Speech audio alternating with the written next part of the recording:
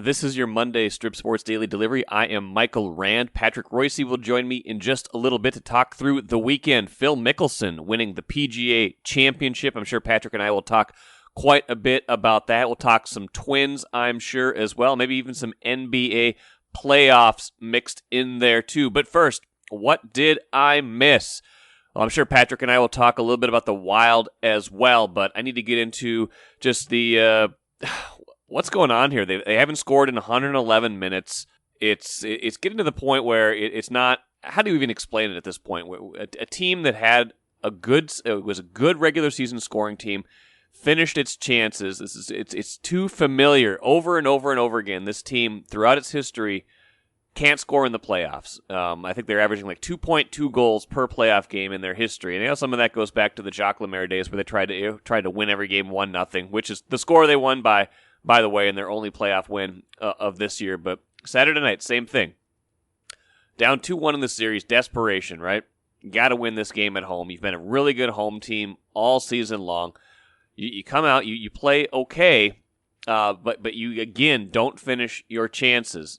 You've got a lineup in there. You've changed your lineup again. I don't think the lineup changes were the ones you needed to make. I think Zach Parise in was a smart idea. I wanted Matt Boldy in the lineup, too. I think you needed more scoring punch. I think you needed to take a chance, bring a little bit more energy into that lineup. No offense to Chad Rao, but I just don't know if that was the move to make into that lineup on that day. I think Matt Boldy would have been the move that maybe would have bore a little more fruit. But again, when you lose 4-0 in a game, when you haven't scored in almost 2 full games, since the first period of Game 3, you can't just point to one thing. It's a lot of different things. And I know they had a disallowed goal in both games, Joel Eriksson-Ek in both games. I know the interference, so the goalie interference was a little bit suspect in Game 4. I know people have been complaining about the officiating and the treatment that some of the star players for the Wild have gotten, but that's not all it. It can't be just that when you've been outscored 9-0 in the last 111 minutes. That's you got to be more resilient if that's taking you completely off your game. So something's not clicking right now. The Wild, hadn't lost 3 in a row all season until now. Bad time to do that. But again, this is the playoffs. This is elevated. They're playing a good team every day. So I wonder how much of this is they overachieved somewhat in the regular season and, got fat to a certain degree on a lot of those bad teams in the West. I know they played Vegas well in the regular season, but, again, I do wonder if they're a little bit of a victim of their own success, if that's the right word to use, that they set expectations a little higher. I don't know. Patrick Reusse and I will talk about that here in a little bit. What do we think about this team? Are they underachieving? Did they overachieve so much in the regular season that this is the rude awakening that was coming to them? Are they just not? Are they not executing in a way that they should be? I don't know. Whatever it is, they're desperate again now. 3-1, going back to Vegas Monday night, Game 5. Again, yeah. If Saturday was a must-win, this is truly a must-win because you lose this one, it's all over. The way it's gone right now, you don't have a ton of confidence. The only thing you can point to is that they had played well in Vegas in the playoffs so far. Up 1-0, they were up 1-0 in the series. They won that first game 1-0. They were up 1-0 in that second game until Vegas came back and got the goals that pushed them over the edge in that game. So not all hope is lost. I think if you go back to their one real playoff run in history, they were down 3-1 in both those series to Colorado and then to Vancouver. Remember that very well because I helped cover both of those back in the day. So, hockey's weird. The road team wins Game 5 to pull within 3-2, then the next game's at home. You got a chance. You get a real chance if you can win Monday night to think you can put some pressure on this series. But again, you've got to cash in your chances. It's as simple as that. If you don't start cashing in some of your chances, it's just not going to work. You can't keep saying we got great chances but didn't cash them in. You have to cash them in at this time of year, plain and simple. So, again, Patrick and I will talk about that a little bit more here coming up. But, Monday night, 9:30, if you dare stay up late, maybe you'll be rewarded. But from what we've seen so far, I wouldn't get my hopes up. I wouldn't get my hopes up too far on Monday night.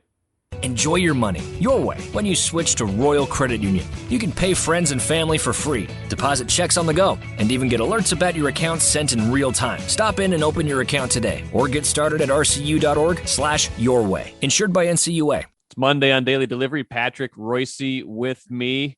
Got a lot to talk about, Patrick, including, let's get off right to the jump because I've talked so much wild already. Phil Mickelson, 50 years old, wins the PGA. On the list of surprises, I guess Phil winning at that age isn't shocking, I guess, just because he's always managed to keep his game together to a certain degree, but he wasn't a threat coming into this at all based on the way he was playing, was he?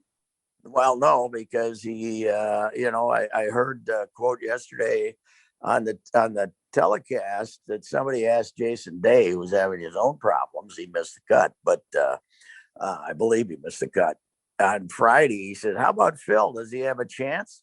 And he said, "Yes, because he's not hitting foul balls anymore." And that that he was hitting it fairly straight, and if you hit foul balls at that place, you're going to shoot 90 because it goes in the water and weeds up to your neck, and it's the most tricked up course in the world for a great course. And then you throw in some days 10-mile-an-hour wind, other days 30-mile-an-hour wind. It's a funky place, but I got to tell you, Saturday night I looked at the leaderboard and I said, my God, the only guy he's got to beat is Koepka. Right. Because, Louis Oosthuizen, he's 10 years past his prime, when he was at his best. He can't make a putt. He's second. The leaderboard to an extent, it got a little better as yesterday went on, but it was like the John Deere Classic pretty much. It wasn't like, DJ was gone and McIlroy was gone. And these guys, it is a course that if you're not playing really well, you hate it. I think half of them were happy to miss the cut and go home. There was really nobody chasing him yesterday. They come out of the chute. Koepka flips places with him. Phil starts off with a FISO, as we call it, FISO, fudge, I'm still out. Putt, he was, and he loses a stroke. And then Koepka gets to a par 5 and for no reason on God's green earth makes a 7 right off the bat. And he was 3 over on the par 5s and Phil was 3 under yesterday. But Koepka played pretty much terrible. So Phil only had to play okay, right, to win. Yeah, that's it. Yeah. To stay out of trouble. And nobody was chasing him. Kevin Streelman and Louis Oosthuizen are the two guys chasing you. And there's disasters waiting out there. But he did it.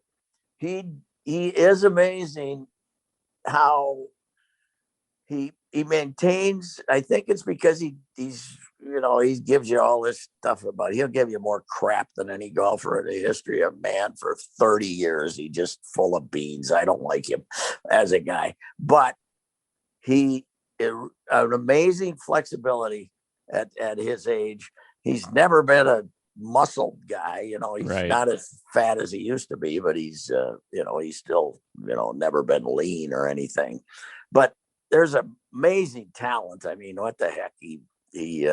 He's the last amateur to win a pro event, right? 1993, right? Sure. And he's been doing it forever. It's an amazing talent. And he hit it 330. What was his T-ball in 18? 356 or something like that. Just smoked it. Yeah. Yeah. It was, he got confident. He wasn't hitting it crooked. And he still got the amazing hands. I thought the tournament really changed on Saturday afternoon when he was in trouble. And then he just hits this glorious, lob shot right next up and makes birdie. And then, of course, when he hit it in from the bunker, and that turned it around completely. But it is an amazing story. And I will say that the idiots running that golf tournament, letting that mob of people get out on a drunk at that, half of them drunk at that time of day, because they've been out there for 14 hours. letting them get out on the 18th fairway like that. It could have gotten really ugly for, you kept basically had to fight his way out of them for, we didn't see him for about 5 minutes. It was really a goofy scene, but yeah, Phil he's always been very popular with the fans. I guess they look at that fake smile and think he really likes them. I don't know. The thumbs up. He's got the thumbs up going now too. He's not even looking at you. He's just giving you the thumbs up. That's his new deal. But an amazing talent. Probably, I was thinking one of the 5 greatest that ever played. Don't you think? Probably. Is that right? Wow, I guess. I mean, in terms of talent, just in terms of like pure the thing that I've always liked about his game is that he's a shot maker. You don't see a lot of guys these days that just kind of go for it sometimes. And sometimes it's not the smart play. Sometimes you're like, Phil, what are you doing? And then it doesn't work, or then it works. It's like he plays kind of fun. And maybe that's what resonates with some people. His game is just kind of fun because he will go for it, even if it's not the technically right idea. And Saturday before that flop shot, they were all saying, well, he's got to play it, even with Phil, he can go high here, he can go low, but he should go low. It's the safe play. And then he goes, whoop, he hits the pop up right from down there from that hole and, ends up a 1.5 feet away. And he's got the magic hands, man. And that's in golf, that's, they're critical and probably the best hands we've ever seen, in golf, I think, as far as the feel around them. It's funny with those great hands around the greens. He's not, he's a hot and cold putter. He's a good putter, but he's not like, oh, Phil's going to beat him because he's going to make more putts than anybody else. But incredible talent. I saw him at Augusta, some terrible losses before I was there for like 18 times in 20 years or something. So you got to the point that you wondered if he was ever going to win one of them because the burden was so high. I remember one day he had a chance. I can't remember who he was fighting with, but we were down there behind the 6th green at Augusta, which is that terrible par 3 from when you're up on top of the hill. Sure. And the flag is always way up in the right-hand corner. And he hit one of the great shots of all that I saw that day up in there about 5 feet away. And he's chasing somebody. He's like 1 or so off the lead on Sunday, and he misses the putt. And you're saying, he'll never do it because all of a sudden he tenses up. But once he broke through, he was pretty good. The U.S. Open, of course, having not won that, has always plagued him. But this really did seal his legacy as one of the all-time greats. That's for sure. I think that's fair. I think someone that could maybe use his calm, steady, good hands is the Minnesota Wild. Patrick, oh, man. could use his transition there. I don't finish around the net a little bit better because was it the stat is now no goals in 111 minutes since the disallowed goal. If we're going to let the one disallowed goal completely, yes, I guess two disallowed goals now, one at least last week. We're going to let that totally dismantle our whole psyche. I don't know about that, but what's your take on the playoffs to this point? I couldn't believe the last 2 periods after they had the 2-0 lead on the first game, the first Thursday game. Yeah. It was awful. The breakout was so easy for Las Vegas for 2 periods. It was incredible. There was nobody forechecking anybody. If they were trying, Las Vegas just skate 2 passes, boom, boom. They'd have the puck out. And, the 2, by the way, the guy was offsides. Okay. Oh, way offsides. Yeah. He was offside. That was not a bad break. We're reading that it was decided it was offsides. Well, it was offsides. Okay. Right. The rules in there, the guy, not protest. He asked for a review, and he was right. It was offsides. Right. Okay? Yeah, it never should have been a goal. No, and the last 2 periods, 4 shots each period, and in the third period, I think they had 2 until the last minute. Right. It was just suffocating, and the fact that they had so little zone time down there in those 2 periods. That was a pathetic performance. Now, in game 4, that goal was not getting that goal was harder to take. Yeah. And it ends up being 4-0. So how much can you complain? But Fleury was really good, and they had some chances. They haven't had, they haven't had 1A chances even in that game, but they had a couple. But they just got manhandled in game 3, and then game 4 is, you get beat 4-0. I mean, 4-0 is 4-0, right? So yeah. It's they have not they have been overmatched so far, but it is hockey, and you go out and get 2 tonight or 2 tonight, and right off the bat, and you can get back home and you got a chance. But Las Vegas is better than I thought they were. Yeah, and, I think that's a good way to put it. And Fleury's great, and these guys. They need the superstar to do something. He's been non-existent, Kaprizov, basically.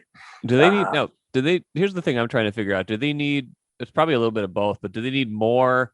Do they just need more from him and Fiala, or do they not have enough good players? Like Vegas seems like there's just more high-end skill. When you get to the playoffs, it's easier to shut down 1 or 2 guys. So I'm trying to figure out, is this a problem of what Kaprizov and Fiala aren't doing, or is this just that they don't have enough of those guys? Yeah, or maybe, I don't know. I thought this was a pretty talented forward bunch, and I hear people talking about, well, Vegas is, stronger. Well, look at the size of the forwards of the Wild. Yeah, especially that Greenway and that first line. Yeah, I mean, they got big, burly guy. They can play that way too if they want to. I don't know if they want them to or not, but what I think the difference between these 2 teams is? Mark Stone. Yeah, look at this guy. Did you ever look at him? You look at him and you say one word: hockey. This is a guy he's got a face that should be on a wanted poster, and he should be in the post office. I don't know if we still do that, but he should be in. He's got the long hair and right, the bent nose, and this is a guy. He's going to do anything to win a hockey game. He's a tall Wes Walls and more talented. Tall Wes Walls, I like that. Just a hard-nosed, toughest guy of all time, and they might have a couple more of those guys. They're better than I thought. They really are. And I'll tell you what, if you somehow get by them, I don't think it's going to be too easy with the other guys either. No, Colorado looks pretty good. I mean, the thing about this year is and I've been having a hard time deciding because there's so many bad teams in that West Division this year. So I'm having a hard time deciding whether it's that, these 3 teams were just so good. And in particular, those 2 teams are good. Or did they get kind of fat on the bottom of that league? But it could be that the Wild just managed to wind up in a division with 2 of the 3 best teams in hockey. And that's just not, they're going to have a hard time getting by no matter what. Yeah, that's true. I mean, Colorado just blitzed the Blues, and the Blues looked pretty good against our boys. But if they get beaten 5, this whole year they were better than we thought they were going to be. I think everybody. Yeah. I thought I not being Mr. Hockey said, okay, they're a marginal playoff team, right? But they were always going to make the playoffs, because the bottom 3 teams the bottom 4 teams in the division were so rotten. But it's a flop. It's a flop of a season. Is what's the stat? 17-35 in their playoff games since 203 or something. Yeah, I think they're 28-52 overall or something like that. Yeah, playoffs. Yeah. I mean, they've been how many second rounds here in the last one? 2. They made 2 under Yo. They beat the Blues and they beat Colorado, and so. But yeah, I think you're right. I think overachieved regular season, but if you lose in 5, given that you're only 5 points behind Vegas in the regular season, I think that'd be a disappointment. That'd be a big disappointment. And you played well against them during you you fairly well handled them during the season. So got the matchup you allegedly wanted. Yeah. Well, I mean, they came home, they were up 2-0, and they thought they were kings of the world, and they had a goal taken away. And you can, when the goal gets taken away, you can either pout or you can get mad. And I guess we decided to pout because they were terrible. Yeah. They were terrible the last two periods, and this is when it was decided if they get beat tonight. Those last two periods in game three were just brutal. 4 shots each period, and just suffocated and did nothing, didn't fight back. It was bad. We got to talk Twins for a little bit before we're done. Twins actually won they won a 7-inning game a few days ago, and then they won a 10-inning game on Sunday. That was the first in 9 tries, I think, in the extra innings this year, which is it's a weird stat that has some meaning when you look at their bullpen and you look at how awful they've been in the clutch, but it's just, you never would, statistically it defies all logic. But so they win that. They're 17-29 now. There's this like weird part of me that keeps saying if, even though I've already given up on the season like 4 different times. Yes, I think you should give up on the season. But here's the other deal. What in the hell? Polanco, bad ankle. Kepler, now he probably won't be playing. He's got a hamstring. Right. I mean, can somebody play for 5 days? Maeda's on the IL now too. Maeda, yeah. Josh Donaldson is your Iron Man. Yeah, you wondered if he could play a game, and it's incredible. You know what has been the worst thing to happen to baseball and really all sports? You brought this up last week. MRIs. Yeah, you brought this up last week. You're onto something. Diagnosis is killing us. You have soft tissue damage. Yeah, we all do. Yes. Yeah, right. It's just you can't keep your team on the field. Now that Paul Garley hit yesterday, well, you weren't. That was mashed, man. Oh, yeah. How did that happen? That guy hits it off. Has great stuff too. Carniac or whatever his name is. Yeah. And so I guess a fluke can happen. He was in the game, but they just. I mean, Colin May comes in the 10th inning the other day, and there's a guy on second, and he basically just said, "Here, hit it. I don't give a damn. I'm not going to get you out. All I got to do is get a run across." And it's this other guy, Hansel, he'll drive you nuts too. He can't throw strikes. I mean, he's got good stuff, but the idea that you're now going to make him your closer, give me a break. He's got no chance. I didn't see the post game. Did Rocco get asked why he didn't try to get Rogers through 2 innings? Had he pitched Saturday quite a bit? I didn't see the logic behind that, but I was at the Saints game. I was at the Saints game yesterday with my dad, and I got to bring up a Saints pitcher with you in a minute, but I was tracking it on my phone. I saw that Rogers had only thrown 14 pitches. So I was like, well, maybe Rogers is going to get the 9th too. Yeah. I thought he might do that too, but he's who knows? I don't know what his pitching decisions are. But but tell us about this. I'd been told by a couple of fans about the guy you saw yesterday. What was it? Told me his name again, because I was watching Tom Hackimer. Yeah, he's good. He's a side wheeler. Huh? Yeah, side wheeler, almost even further down than side. Almost he comes from way down, and usually, like, I don't know, my experience with those guys is they're not the hardest throwers, right? They tend to kind of be the I'm thinking of like Pat Neshek back in the day. He wasn't quite that far down, but guys that are going to kind of trick you with the slider and the funky delivery. He's got the funky delivery, but that thing slings out of there at 95. Wow. He struck out the side in the game last night. Oh, do we call it striking out the side if there was a hit in between? I think that's a debate people have. But well, I don't know. I think it was a snapper bowl him down anyway. Right. I'm not sure, but I don't know if you got a lawnmower, if they had to strike out 3 straight. I can't remember, but striking out the side is striking out the side. That's what I always think. That's what I think too. But the hit he gave up traveled about 15 feet. It was one of those slow rollers right between the pitcher and the catcher. And Reusse was catching yesterday because he got the motion the other day. He couldn't make the play, but I was worried that the lefties were going to get him because you think that delivery, but he mowed right through with at least one lefty, if not two. So that is Hackemer. I want to see Hackemer up here relatively I don't soon. think he's 32 either, like most of the No, pitchers they have over there. I don't think he's super young, but I think he's maybe like 26. I don't know. I think he's one of their fairly recent draft choices. I'll have to look him up, but somebody sent his name to me about a week. Call him Hackemer. Tom Hackemer. Tom Hackemer. Yeah. Well, they got to, try somebody that's not, I see Derek Law's back over there again. He came up with the Twins. He got hammered like 5 straight games, but he's too valuable to let go. That pitching staff, honest to God, that could be George Samos's pitching staff from the instructional league, except for about 4 of them.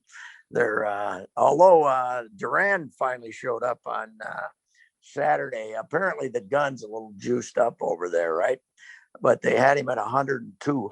Whoa. So okay. On one of his pitches. So, but he does throw high 90s. I mean, they've been waiting for him forever, and I think his last season was 2-9 or something. So he walks people, but they love his arm, and maybe we'll get to see him here in a month or so. But he missed. The other night was the first time he'd pitched because he had some. Right. Yeah, he was down in Fort Myers for a while, right?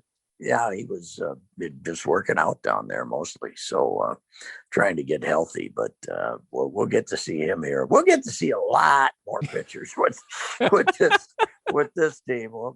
They'll set I think the record's 32 or 34 from a few years ago. I think we may go past that this year, but it is really it's always a frustrating thing when your baseball team just stinks early, and just kind of knocks themselves out of it early because, it's a long summer. I've always told the story when they really stunk in the early 80s, man.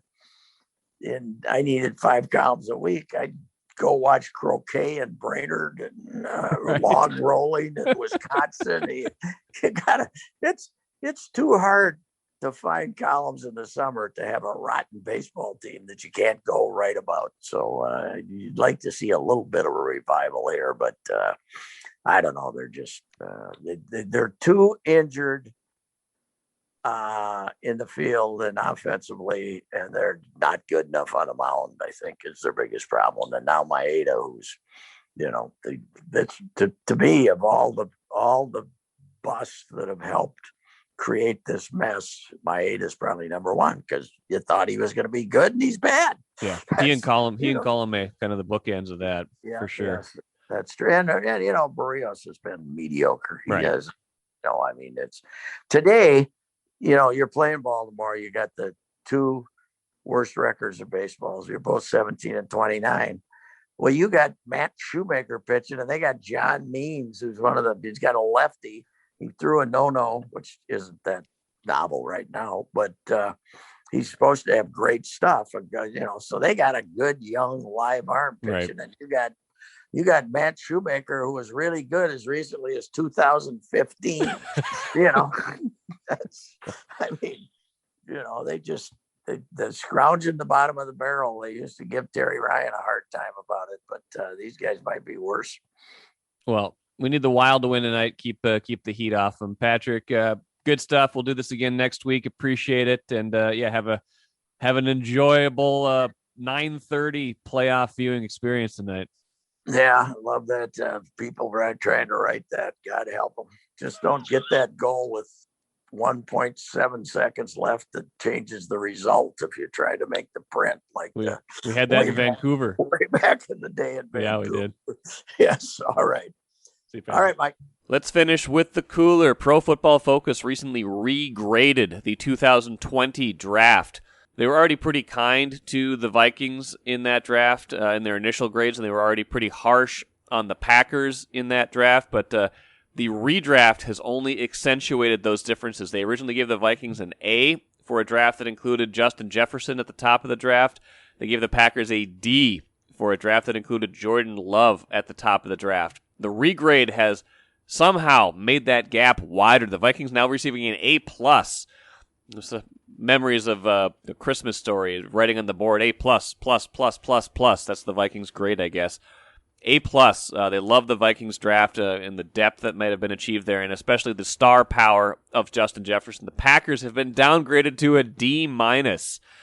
They said this draft class may have even longer-lasting ramifications than initially thought. Not only did none of the Packers' 3 top 100 picks make any sort of impact in the playoffs, but their first-round pick may ultimately push the reigning MVP out of Green Bay. Ouch! I take no pleasure in delivering this news. That is not true. I take a lot of pleasure in delivering this news. Maybe we'll get into this a little bit more on Tuesday's show, because I think Aaron Rodgers is supposed to talk at some point today. I saw something about him being on Kenny Mayne's radio show, so maybe we'll have some more from Aaron Rodgers on Tuesday's show. But nonetheless, not looking great for the Packers in the 2020 draft. Looking very, very good, however, for the Vikings. That'll do it for today. Thanks for joining me and Patrick Reusse on Monday's show. Lots of good stuff coming up later this week, including Adrian Heath.